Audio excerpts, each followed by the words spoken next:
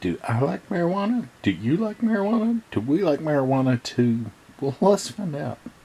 Hey everybody, welcome to this week's Take Two review. I may have done this before, but I don't believe I have. It's High Times presents Potluck.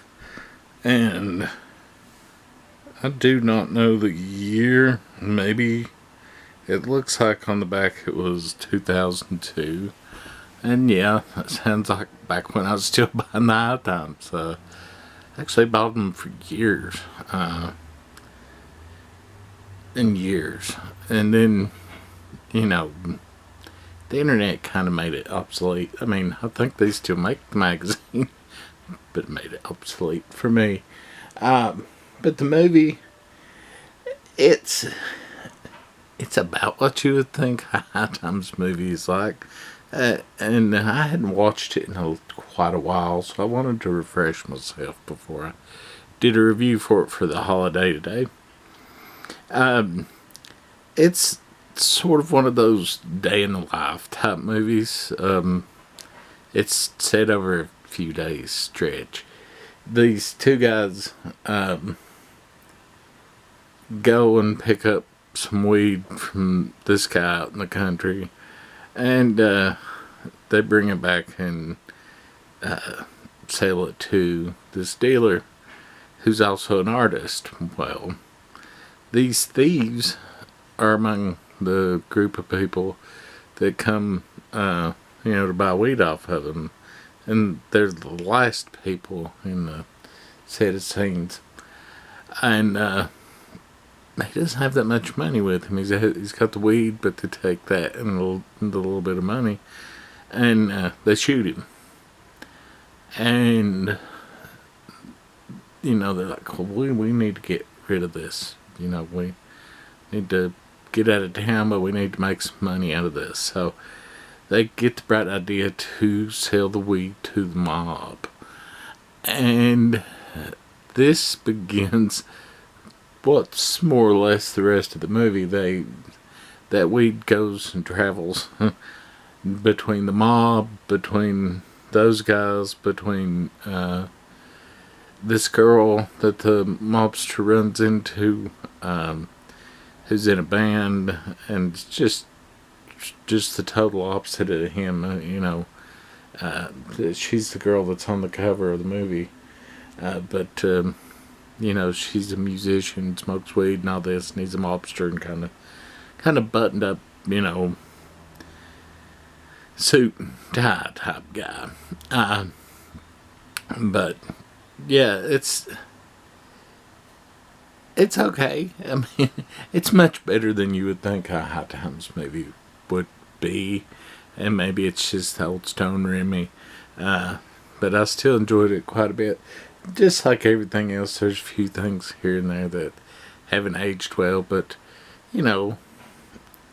over 20 years, things won't age well. But then there's things in it that are quite progressive, that probably made less fans of the movie at the time, I guess you could say. But yeah, it's a fun little flick. I don't know if it's streaming anywhere, and I don't know. I don't even know if you can still buy it anymore. I'm pretty sure you probably can't, because it was never a big selling movie. It does have like Jason Mewes in it. That's one reason I got it back in the day too, because I was trying to get all the stuff with him and Kevin Smith in it, but I never did, because some of those movies are kind of odd, and they must not have made many of them, and they wanted like stupid money for a bad movie, and that's never that great.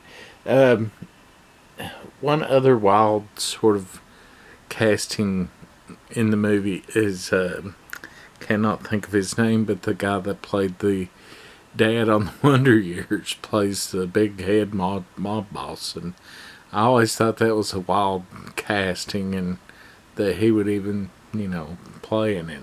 And it's got some of your people that least like Cheech, or not Cheech, Chong's in it. Who else? David Peel, which I'm probably the only person that I know of that knows who that is. But if you know, people older than me and people into the scene would know. He wrote Have a Marijuana, and that's what I based the little intro off of. You know, I like marijuana, you like marijuana, we like marijuana too. But, and there's several other people, and, you know, like, several of the cameos, I don't even know. It's just like people that work for or fans of the High Times, I guess, that got into the movie. But, like I said, not terrible by any means. Nice little watch on the holiday. So, yeah. We will see y'all next week for what? I don't know, but probably something newer, or at least something newer to me, because I do need to start getting through some of this pile of unwatched stuff that I have. But we'll see y'all.